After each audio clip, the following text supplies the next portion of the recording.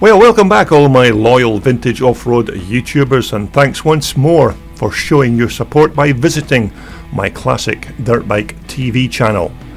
Now in my next video we're going to take a short break from looking at classic motocrossers to have a brief look at an iconic trials bike from the early 1980s. So stay with me for the next few minutes as we check out Kenny Harpers' 1982 Fantic Motor 200 trials bike.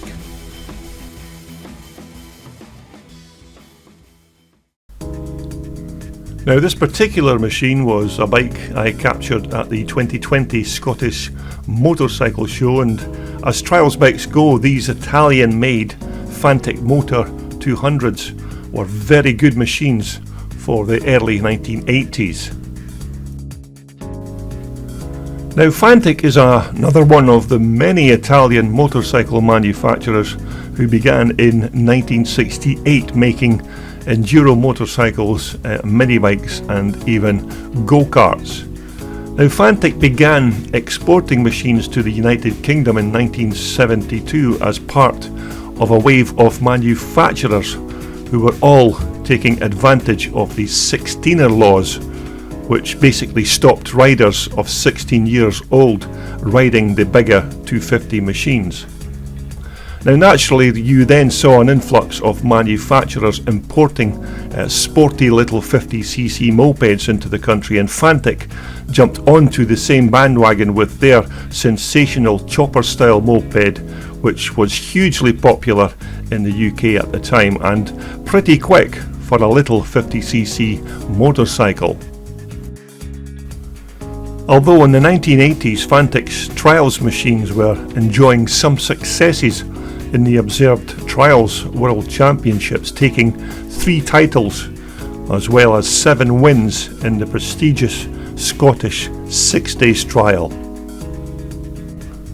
Now of course our particular machine is a 1982 Fantic 200 which belongs to Scottish rider Kenny Harper.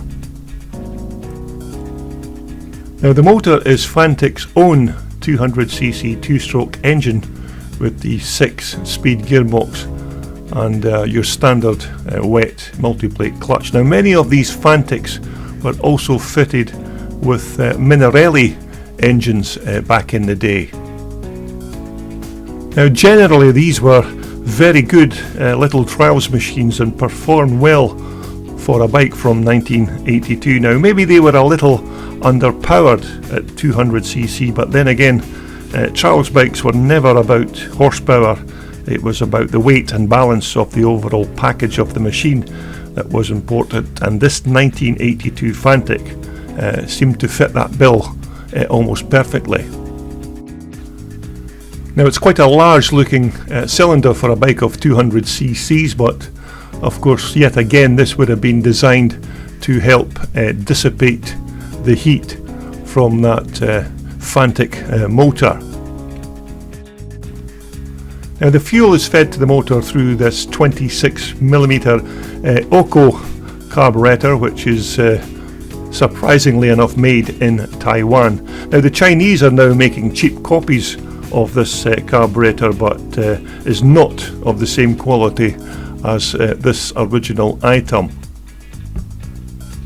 Now of course, as with many other trials bikes, these machines have a very narrow profile when you view them from the side, and it's a very tidy little package, this little Fantic 200.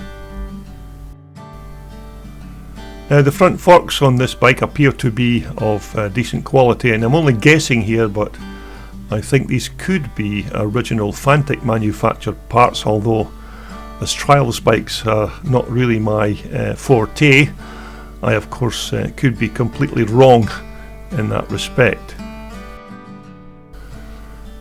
Now drum brakes front and rear on this bike, of course, as this was still early 1980s, and it would be a year or two before you were going to see disc brakes on these very light trials machines. Now the rear shocks on this bike are a pair of very high quality Falcon trial shocks, and these are made right here in the UK. Now, I can personally vouch for the quality of these suspension systems, as I used to have a pair of motocross equivalent suspension units on the rear of my 1980 440 Myco when I used to race it away back in the day. But these are very good quality suspension systems, and I could certainly recommend them for use on these old classic bikes. Now, it looks like Kenny has performed another little upgrade on his particular 82 Fantic bike by fitting a pair of these wide Pico footrests to his machine. Of course, with this being a trials machine, you're standing up most of the time, so you need a good pair of wide pegs to support your feet, and not those silly narrow bits of metal that the manufacturers sell the bike with. Now, the seat and the tank on this machine, of course, have been moulded into one single unit, although mind you, I'm not sure if that small thin piece of rubber could actually be classed as a seat, really, as it would be of little use. But then again, this is a trials machine, and they were never ever designed for sitting down. Now, I could be wrong here, but I'm assuming that this tank and seat configuration, this moulding, is made of plastic, with this being from 1982. Now, the exhaust system on this Fantic 200 is more or less as per all other trials bikes, with the pipe over the top of the engine. This, of course, is designed to improve the ground clearance underneath the engine, and of course to protect the pipe from damage by stones, etc. Now, the pipe also leads on to this very tidy looking rear silencer. Now, this keeps the bike very tidy indeed, and of course keeps the noise limits to the minimum, and makes this bike a very quiet little 200 trials bike indeed.